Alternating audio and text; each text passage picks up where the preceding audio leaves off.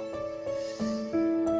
보통 우리가 기도 그러면은요, 우리의 소원을 하나님께 아뢰서 해결받는 것이 기도라고 일반적으로 이해하고 있죠. 그렇죠? 자신의 문제를 하나님께 아뢰어서 그것을 해결받는 것이 기도다라는 것이 보편적인 이해예요. 그렇죠? 그런데 우리의 이해와 성경이 다를 경우가 많죠. 그렇죠? 그래서 저도 어렸을 때 교회를 다니고 아버지가 목사님이셔서 교회에 많이 익숙해지고 성경에 많이 익숙해서 이제 성장했지만요. 나중에 제 스스로 성경을 읽었을 때 깜짝 놀란 게 뭐냐면 제가 그동안 알고 있었던 지식과 성경을 확인했을 때의 그 기록 내용이 다른 경우가 많았어요. 분명히 나는 교회에서 이런 생각을 교육받았는데 성경을 읽어봤더니 아닌 거예요. 아닌 거예요. 그럴 때는 뭘 택해야 되죠? 성경을 따라야 되죠. 그렇죠? 예. 그러니까 우리가 이제 기도라는 것이 나의 소원을 하나님께 아뢰는 것도 기도가 아닌 건 아니에요. 근데 하나님이 정말 원하시는 기도가 구약 성경에서도 반복적으로 나타납니다. 이제 그것을 오늘 함께 할 텐데요. 그래서 제가 이제 구약 성경에 기도라는 단어를 창세기부터 계시록까지 말라기까지 쭉 검색을 해본 거예요. 검색을 했더니 이제 기도라는 단어가 많이 나오겠죠. 기도라는 용어가 나오는데 구약 성경의 기도에 해당되는 기도하다라는 것에 해당되는 단어가 요 단어입니다. 다 함께 읽으시겠습니다. 여러분 이 오른쪽에 있는 요 글자가 입안에 있는 혀 비슷해 보이지 않으세요? 네. 그렇죠? 이게 요 알파벳 자체가요 말한다는 뜻을 갖고 있어요. 그리고 요거는 그 지팡이 또는 막대기를 의미하는 글자입니다. 그렇게 되는데 이거 발음을 해보면은요 발음을 한번 해보면 발레오 따라해 보시죠. 발레, 발렐이라고 하는 단어인데요. 발렐이라는 단어인데 이게 이제 모세오경에 이 단어가 7번 등장하고 구약 전체에서 한 80번 정도 등장하는 단어입니다. 기도에 해당되는 단어인데 근데 그 뜻이 뭐냐면요. 일반적으로 기도라고 많이 번역을 하지만 영어로는 to intervene 또는 interpose라고 해서요. 이게 어떤 사람과 또 다른 사람의 그 중간에서 중재해주는 역할이에요. 그게 기도의 의미입니다. 그러니까 A와 B 두 사람이 갈등 관계에 있거나 뭔가 원수적거나 또는 대립 관계에 있을 때 제3자가 쫙 중간에 나타나서 화해시켜주고 양쪽의 요구를 중재해주는 그게 기도의 가장 핵심적인 개념입니다. 그러니까 요즘 말로 표현하면 중보기도예요. 그러니까 성경에서의 기도의 가장 본질적인 개념은 중보입니다. 어려움에 처해 있는 사람을 하나님과 연결시켜주면서 하나님 좀 해결해 주세요. 저 사람의 어려움을 해결해 주세요.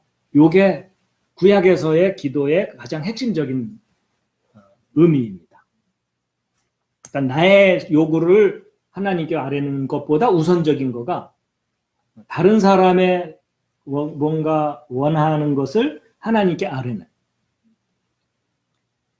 그래서 해피한 모습으로 이렇게 결과가 나오도록 하나님도 기쁘시고 사람도 기쁘게 하는 그게 기도입니다.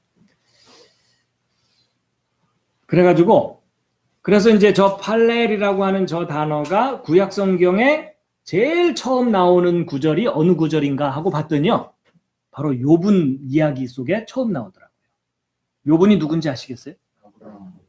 예. 하여튼 실력이 없으면 눈치가 있어야 된다는 거죠. 아브라함이에요. 근데 아브라함 스토리 중에 어느 사건과 관계되냐면 요 여인과 관계된 어떤 사건 때의 중보기도를 합니다. 이 오른쪽 여인이 누굴까요? 예, 그 아브라함의 아름다운 아내, 그렇죠? 너무 아름다워서 문제가 생겼어요. 그렇죠? 예, 그래갖고 저 아내 사라를 누가 탐냈죠? 여러 놈이 탐냈어요. 그렇죠? 여러 놈이 탐냈어요. 그 중에 이제 누가 있냐면 이집트의 파라오도 탐을 냈지만 아비멜렉이라고 아시죠? 예, 아비멜렉이 탐을 냈어요. 그래서 사라를 소유하려고 하다가 하나님이 막으셨죠. 예, 그 장면입니다. 그래서 창세기 20장 17절에 20장 7절과 17절 일단 내용 파악을 위해서 함께 한번 읽으시겠습니다. 시작. 그러므로 이제 그 남자에게 그의 아내를 돌려보내라. 그는 대언자이므로 그가 너를 위하여 기도하리니 내가 살려니와 만일 내가 그녀를 돌려보내지 않으면 너와 내게 속한 모든 것이 반드시 죽을 줄 알지니라 하신다. 이에 아브라함이 하나님께 기도하매 하나님께서 아비멜렉과 그의 아내와 그의 여종들을 치료하사 그들이 자녀들을 낳게 하셨으니 이는 주께서 아브라함의 아내 사레로 인하여 아비멜렉의 집의 모든 태를 속히 닫으셨기 때문이더라. 저희가 이제 토요일마다 창세기 공부할 때 이 내용을 다뤘거든요, 이미. 그래서 이제 이 아비멜렉은 블레셋 족속입니다. 팔레스타인이라고 하죠. 오늘날 발음으로는 블레셋 족속입니다. 근데 블레셋 족속의 어떤 족장 왕이죠. 그렇죠? 왕인데 사라가 너무 아름다우니까 이제 결혼한 여인인 줄 모르고 그렇죠? 자기 여인으로 삼으려고 했는데 하나님께서 사라한테 접근을 못하게 하셨어요. 그렇죠? 그리고 아비멜렉 집안에 큰 화가 있게 하셨어요. 그러니까 이제 7절에 있는 내용은 바로 그거죠. 그 여인을 돌려보내라. 그리고 아브라함이 너를 위해서 기도를 해줄 텐데 돌려보내지 않으면 너희 다 죽는다. 그러니까 아비멜렉은 죽느냐 사느냐의 문제가 생긴 거예요. 여인을 하나 취하려고 그러다가 자기가 죽게 생긴 거예요. 그러니까 이제 뭐 죽을 때는 이제 지푸라기로도 잡아야 되잖아요. 그래갖고 아브라함이 이제 아비멜렉을 위해서 기도를 했더니 집안의 우환이 사라졌다. 그런 내용입니다. 그래가지고 이제 그랄 왕 아비멜렉, 그 블레셋 족속인 그랄 왕 아비멜렉이 사라를 데려갔는데 이때 아비멜렉의 나이와 사라의 나이가 몇 살인지 혹시 아시나요? 분명히 토요일에 오신 분들은 공부를 했어요. 이때 사라의 나이가 몇 살일까요? 사라의 나이는 89세. 놀라셨죠? 89세면 뭐 오늘날로 표현하면 거의 이제 인생 거의 다 사신 분인데, 근데 이때 당시 아브라함이 175세인가 살거든요. 그러니까 지금 현재 평균 수명의 2배 정도입니다. 그러니까 저 나이를 절반으로 깎으면 45세. 그럼 중년 부인으로서 기품이 있는 미인이었겠죠. 그렇죠? 예. 근데 그때 사라를 데려가려고 했던 아비멜렉은 나이가 몇 살이었을까요? 몇 살이냐면요. 153세.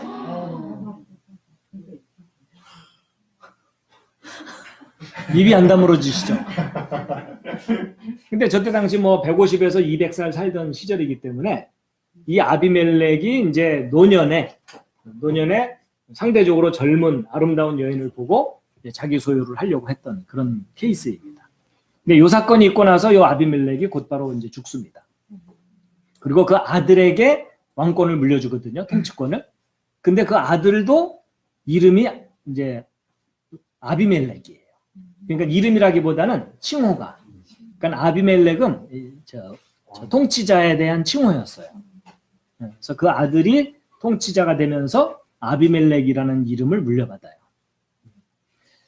근데 그 아들 아비멜렉이 이삭의 아내 리브가를 또 탐을 내요.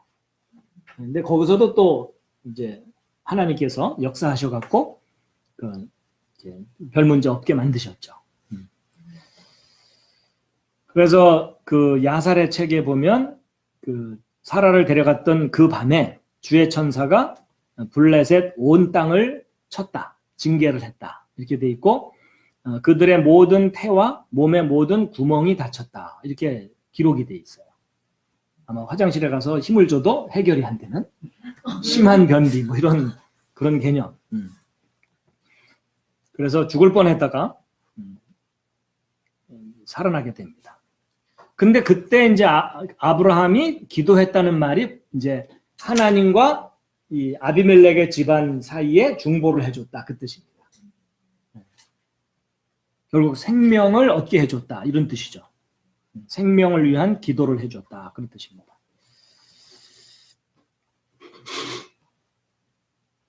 자, 그래서 이제 아브라함과 사라 사건에 처음 요 단어가 등장을 하거든요.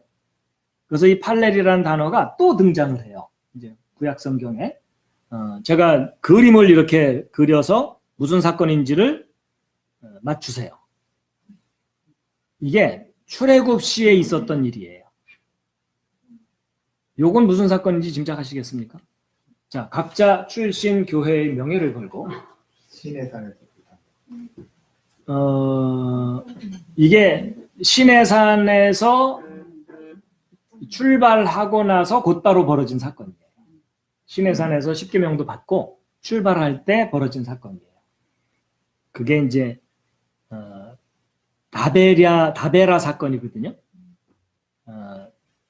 자, 민수기 11장 2절 함께 읽으시겠습니다. 시작. 백성이 불평하니 주께서 그것을 기뻐하지 아니하시니라. 주께서 그것을 들으시고 분노하사 그들 가운데 주의 불이 붙게 하시고 진영의 맨 끝 부분에 있던 자들을 소멸시키심에 백성이 모세에게 부르짖음으로 모세가 주께 기도하니 불이 꺼졌더라. 그가 그곳의 이름을 다베라라 하였으니 이는 그들 가운데 주의 불이 붙었기 때문이더라. 예, 시내산에서 출발해서 이제 행군을 해야 되잖아요. 근데 불평하는 사람들이 앞장섰겠어요? 뒤에서 문기적거렸겠어요? 뒤에서 태업을 했겠죠. 그렇죠? 못하러 가, 가지 마, 우리 못 가, 이러고 있었겠죠. 그렇죠? 그러니까 뒤쪽에서 불이 붙어갖고 사람들을 막 태워 죽이는 거예요. 하나님이 일으키신 불 때문에. 그러니까 모세가 그들을 위해서 중보 기도를 했다. 이렇게 되어 있습니다. 그래서 다베라라는 말이요, 버닝이라는 뜻이 됩니다. 불타오른다, 뭐 이런 뜻. 예. 그래서 이제 역시 이것도 생명을 구하는 기도였죠. 그 다음에 요거는 무슨 사건이었을 것 같습니까? 구리뱀 사건입니다. 구리뱀 사건인데, 예. 이게 이제 배경이 뭐냐면, 이스라엘 백성이 이제 광야 생활을 끝내고, 이제 끝냈는지는 확인해 봐야 되고요. 제가 기억이 정확하지 않아요. 어쨌든, 이스라엘 백성이 가나안 쪽으로 올라가려면, 에돔 사람들의 영역을 지나갔어야 돼요. 에돔은 누구의 후손들의 민족이죠? 자, 옆에 있는 분과 상의를 좀 해보세요. 에돔족 속의 조상은 누구죠? 에서입니다. 에서의 후손들하고 야곱의 후손들이 사이가 좋았을까요? 나빴을까요? 네, 잠깐 좋은 적도 있었지만요, 계속 대립했어요. 네, 그래서 야곱의 자손들이 워낙 강했기 때문에 에서의 자손들하고 전쟁도 막 벌어지고 그랬거든요. 근데 결국은 야곱의 자손들이 다 승리를 합니다. 승리를 하고 그러느라고 이제 에서는 이제 심사가 뒤틀려 있어요. 에서의 자손들은. 그러니까 이제 야곱의 자손들이 통과하려고 했더니 가로막아 버린 거예요. 우리가 가운데 길로만 지나가고 절대 피해 안 입힐게 길 좀 터줘라. 그랬더니 그 에돔 족속들이 안 돼. 이렇게 된 거예요. 그래갖고 지름길을 놔두고 빙 돌아서 가야 되는 거예요. 그러니까 뭐 광야 속에서 빙 돌아가려니까 얼마나 힘들겠어요? 그래서 이제 백성들이 막 불평을 했더니 이제 뱀들이 나타나서 백성들을 물어 죽인 거예요. 독뱀들이겠죠? 그랬더니 이제 모세가 그 상황을 해결하는 그런 내용인데, 내용을 아시기 때문에 어쨌든 민수기 21장 7절부터 9절까지 함께 읽으시겠습니다. 시작. 그러므로 백성이 모세에게 나와 이르되 우리가 주와 당신을 대적하여 죄를 지었사오니 주께 기도하여 그분께서 이 뱀들을 우리가 제거하지 않았사오니 모세가 백성을 위하여 기도하니 주께서 모세에게 이르시되 너를 위해 불뱀을 만들어 장대 위에 달라 물린 자마다 그것을 쳐다보면 살리라 하시니라. 모세가 놋뱀을 만들어 장대 위에 다니 뱀이 어떤 사람을 물었을 때 그가 그 놋뱀을 쳐다보면 살더라. 예, 그래서 모세가 장대에다가 구리뱀을 만들어서 달았는데 이 뱀에게 물려서 죽게 될 사람들이 저 장대에 매달린 뱀을 바라보면 살았어요. 그렇죠? 바라보면 살았는데 그럼 바라보면 살았다는 게 중요합니다. 가까이 가야 살았나요? 바라보기만 해도 살았나요? 굉장히 중요한 메시지를 주고 있어요. 그러니까 우리가 예수님께 거룩한 삶으로 가까이 가야 구원해 주시는 게 아니라요. 제발 나 좀 구원해 주세요 하고 바라보고 인정만 해도 구원받는다는 얘기입니다. 의미가 그렇게 담겨 있어요. 근데 이 사건을 예수님께서 인용하셨죠. 그렇죠? 예, 모세가 광야에서 뱀을 든 것처럼 인자도 들려야 하리니. 그래서 나무에 매달린 예수 그리스도를 에게 가까이 가야 구원받아요? 바라보기만 하면 구원받아요? 네, 바라보기만 하면 구원받아요.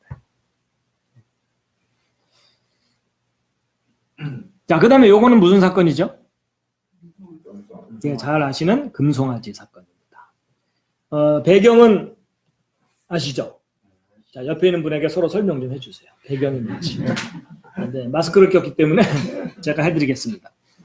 여러분, 모세가 이제 이스라엘 백성을 데리고 나왔어요. 그렇죠? 이집트에서. 근데 시내산 앞에 왔어요. 그래서 모세는 시내산으로 올라갔죠. 올라가더니 잠깐 있다가 내려올 줄 알았더니 한 달이 넘게 안 내려오는 거예요. 그렇죠? 그러니까 기다리던 백성들이 기다림에 지쳐갖고 아론을 협박했죠.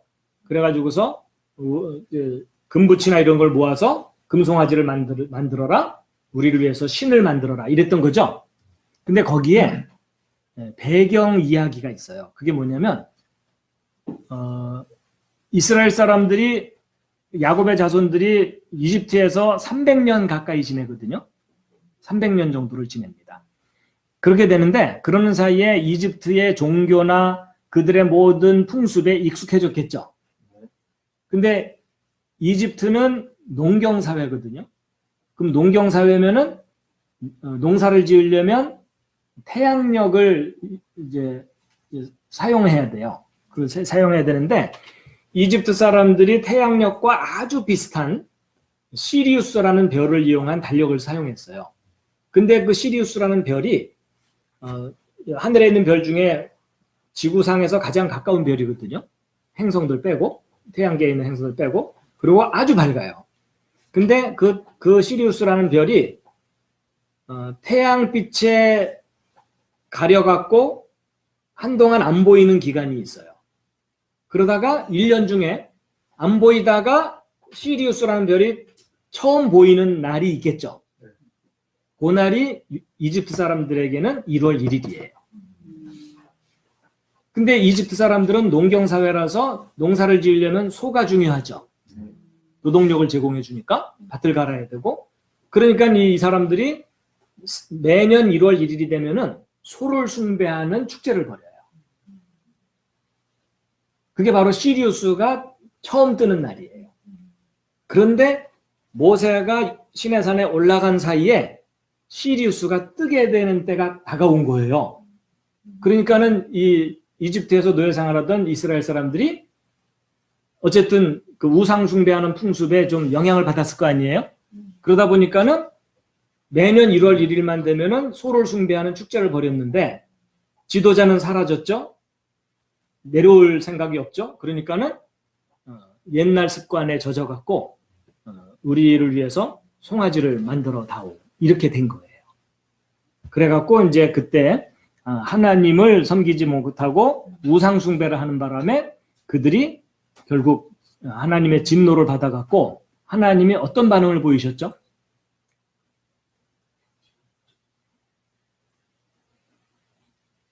어떤 반응이었죠?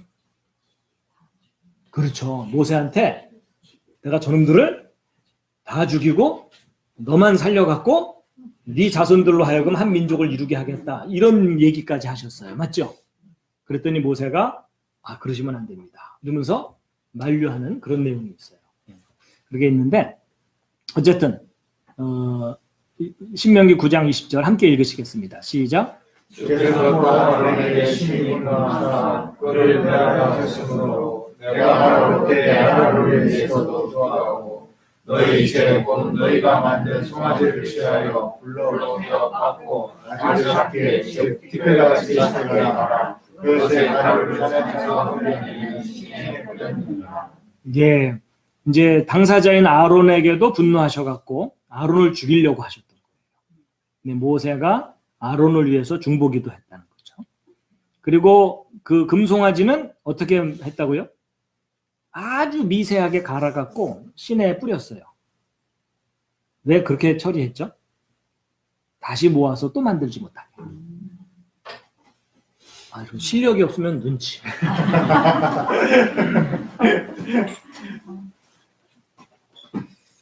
근데 이 세 사건을 종합해봐도 죽게 될 사람들을 살리는 기도를 한 거예요. 그렇죠? 자, 그 다음에 출애굽과 관련해가지고 또 하나의 사건 때 또 모세가 중보 기도를 하거든요. 요 그림을 보고 무슨 사건인지 한번 맞춰보세요.